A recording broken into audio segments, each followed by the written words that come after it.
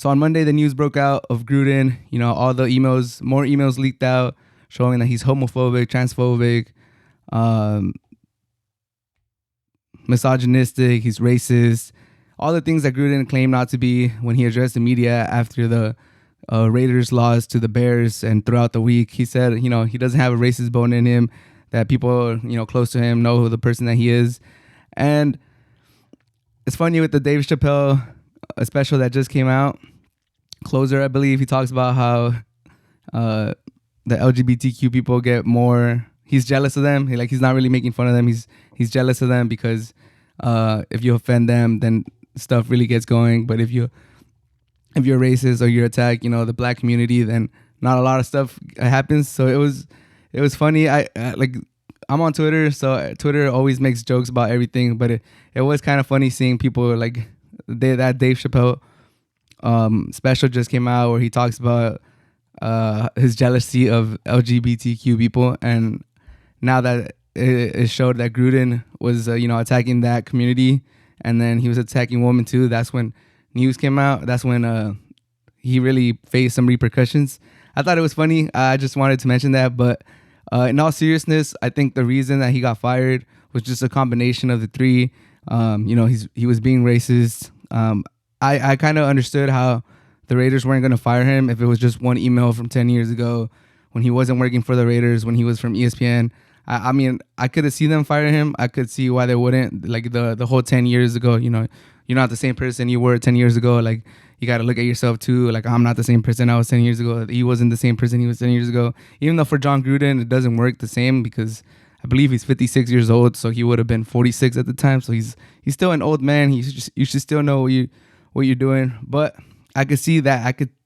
I could see why they wouldn't fire him once these new emails came out where he's being misogynistic, he's being transphobic, he's being all those stuff, and he's attacking the commissioner, and he's just saying all these terrible stuff. Then at that point, like, he has to go. There's no going back. His career's over. He's probably not going to go back into TV. But I just thought it was funny. Like, I could see where people were like tying it to Dave Chappelle, but I don't think that was the case. I think if you switch up the order, like if he would have said something homophobic 10 years ago, if that would have been the first thing to pop up, I think the same thing would have kind of happened. It's like, okay, it was 10 years ago. Like, he's not the same person. And then if something like, racist or misogynistic came out on Monday with all the other emails, he would the same result would have happened. That's what I think, but who knows? We don't know. But it's Gruden. I could see why he would feel that it's unfair. Like, they're not really investigating him. They're investigating Dyson Snyder for a whole nother topic that's just beyond repercussions. Like, he should be punished. Like, I don't understand how he's still the owner for the Washington football team. So he kind of got caught in the crossfire. But it is what it is, in my opinion. Like, if you do stupid things, do stupid rewards or something like that. Play stupid games, win stupid prizes. I think that's the saying. So Gruden, he won his stupid prize for doing stupid things. And in my opinion, this is only the tip of the iceberg. There's so many emails that they are going through. And, Adam Schefter got caught in the crossfire too. And that one, I feel like it didn't get as much attention. But when you have one of the main reporter, the main insider for the NFL working for ESPN, and he's sending a report that has to do with the lockout, that whatever he says really goes. He has a lot of leeway. He has, like, he could change the direction of a conversation and how the majority of NFL fans look at a topic. He could really sway the opinion of the crowd or all of us. So for him to be sending Dan Snyder those articles or his reports before he publishes them, before he sends them to ESPN, that's some snake shit, in my opinion. Like, Adam Schefter, he's losing his credibility. And earlier this year, he kind of lost his credibility a little bit too, when he reported that he didn't have an insider, he didn't have no one tell him that Aaron Rodgers was going to get traded from the Packers. It was just like a hunch, that he was reporting on a hunch that, I didn't feel like it was any problem for me to report it now if I had a strong feeling that it was going to come out in a week, in a month, or in 2 months. And we're here in October 15th, and Aaron Rodgers is still with the Packers. So obviously that hunch did not come to fruition. He might get traded next year, but he's going to play for the Packers this year. So another bad look for Adam Schefter, but he's so well positioned in the NFL. He's not going to lose his job with ESPN. He's going to continue to be the main guy. This is one of those topics where for Adam Schefter, it'll probably just, go away. For Gruden, obviously he's lost his job, but this is crazy, man. With all those emails that are there, it's just, I think it's all like, there's no way that it's just these two. It's just Adam Schefter and Gruden, two ESPN employees that got caught in the crossfire at the time, two ESPN employees at the time. Like, there has to be other owners, coaches, people that work for the NFL, higher up people, administration people. There has to be more and more stuff in there, and the NFL won't release the emails. I know the people that are representing the cheerleaders or the people that got affected by Dan Snyder, they're asking for the emails to be released. The NFLPA is asking for the emails to be released. If anyone's keeping track, I'm asking for those emails to get released too. So hopefully those emails get released. I doubt they're doing that. I doubt they're going to do that. The NFL is smarter than that. They're doing just enough to, get people talking, kind of act like they're doing something, like they're taking initiative and they're punishing people and there's going to be repercussions. But we all know, we could all safely imply, kind of like Adam Schefter was trying to do, that it was not just Gruden and Adam Schefter being the guys that were getting caught up in these emails. There's no way that it's just them two out of thousands of emails that they're looking at. There has to be more stuff in there. And I'm just like, obviously, I'm happy Gruden's out. If you're that kind of person, if you have those vile thoughts in your head, there's no way you could be leading man, especially when they come so young.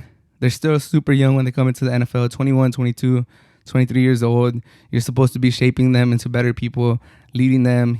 For a lot of these players, their coach is like their second dad. You hear countless stories of players talking about their coaches, just, tearing up, telling the media in their interviews, just tweeting about it, how much a coach meant to them. So for Gruden to have that backward mentality, like non-progressive and all those stuff, like he had to go. But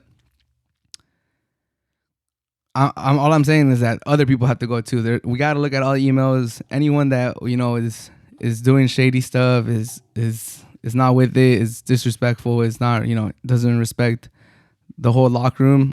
You got to get out of there. So hopefully they release the emails. I think, like I said before in one of my other podcasts, the NFL is not just about watching football on Sundays. Like, there's no way you could just watch it on Sundays and forget about it. Like, if you just tune in on Sunday and forget about it and then watch the NFL on Sunday, I salute you. I don't know how you do it, but for me, the NFL is like a reality show. It's the whole week. Like, it's just crazy how much news comes out every single week, how many storylines there is, how many just influx of information week in and week out. There's never not something to talk about. Like, there's always something to talk about, and this is just like it's insane what's going on. It's just like, you could probably do a movie, like a 30 for 30, like after this, just talking about like all the implications and the repercussions that are going to come out from Dan Snyder and his misbehavior with those cheerleaders and that crazy story. Like, we're starting to see so many things branch out of that, and I feel like this is just the tip of the iceberg, because I hope it is, because if this is all we get, like Gruden getting fired and news coming out that Adam Schefter is a shady reporter and he basically is he's talking for the owners in the NFL, he's like a figurehead for them, then I don't think that's enough. Obviously, Dan Snyder needs to have some repercussions too, but it looks like the NFL protects their owners. So we'll see what happens out of this. I'm curious to see what you guys think about this. So, like as always, my Twitter handle is in the description, and if you're watching this on YouTube, make sure to leave a comment. I'm curious to see how everyone is taking this. Obviously, there's a lot of people that are saying that this is cancel culture and all this stuff, but these emails were as recent as just 3 years ago. So, like I said, you wouldn't want your teacher, you wouldn't want your coach, you wouldn't want people that are trying to shape young people or young men into better adults and coaching them and teaching them life lessons. You wouldn't want that person in that position. So I completely, in my opinion, it's not even like a discussion. Like, Gruden, he had to go, he's gone. we're probably never going to see Gruden on TV, and he's probably never going to be a coach again. And I think that I'm fine with that because, he finished bad with Tampa Bay. He wasn't really doing much with the Raiders.